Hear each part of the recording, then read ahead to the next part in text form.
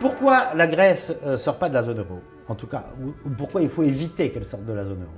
Parce que si elle sort de la zone euro, sa dette de 340 milliards de dollars libellée en euros, en monnaie nationale qui va s'effondrer, elle va être multipliée par 1,8, 1,9, elle va doubler. D'accord? Donc, le seul intérêt pour la Grèce, j'espère que vous êtes bien assis, c'est très important, le seul intérêt pour la Grèce de sortir de la zone euro, c'est je sors de la zone euro et je me mets en défaut. Et je reprends ma vie avec ma monnaie nationale, mais je ne suis pas lesté de 340 milliards de dettes multipliées par 1,6, 7, 8, 9 ou 10. D'accord?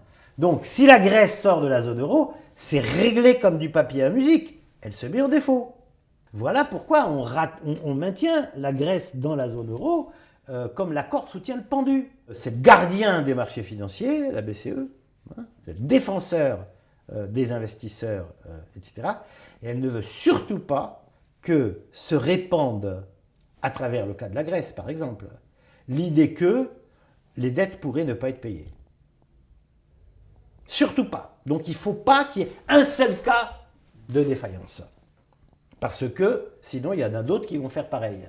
Tous les autres pays, France y compris, hein, Italie, Espagne, machin, etc., se sont dit « Ouh là là, on est en train de passer la Grèce à la moulinette. Hein, bon, anticipons, hein, pour garder notre triple A. Donc, faisons des plans d'austérité, montrons aux marchés financiers qu'on est vertueux, qu'on va dégager des excédents, etc. Et on va obtenir le contraire. On va obtenir le contraire. On va provoquer la récession et on va provoquer l'impossibilité de payer. Pour maintenir cette espèce de dogme, hein, on fait plonger l'ensemble de l'Europe dans la récession et on rend impossible le paiement des dettes. Donc je veux dire, ce n'est pas une solution. Si au moins c'était une solution, mais ça l'est même pas. Ça l'est même pas.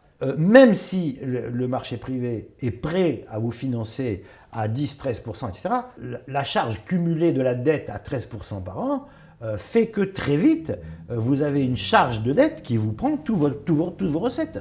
Et vous ne payez plus aux fonctionnaires, vous ne faites plus rien. Donc à partir d'un certain seuil, le recours au marché privé n'a plus aucun sens. On a imposé ces plans de récession en Grèce et en Irlande, très directement à travers les plans européens, mais aussi en Italie, en Espagne, en France, on y est bien. Donc on est en train de préparer une récession généralisée en Europe.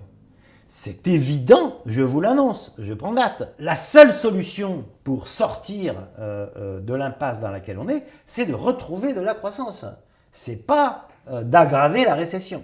Vous voyez? Donc, ce qui s'est passé en miniature en Grèce, manière de dire que les marchés financiers sont des ânes et qui n'apprennent rien et qui sont totalement aveugles, la pression qu'ils ont exercée sur l'ensemble de l'Europe va se traduire par une récession généralisée et une aggravation de la situation.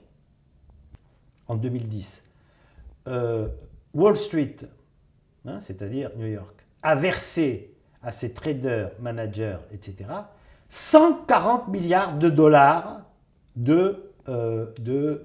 pour une année, hein, pour quelques milliers de personnes, sous forme de bonus, dividendes.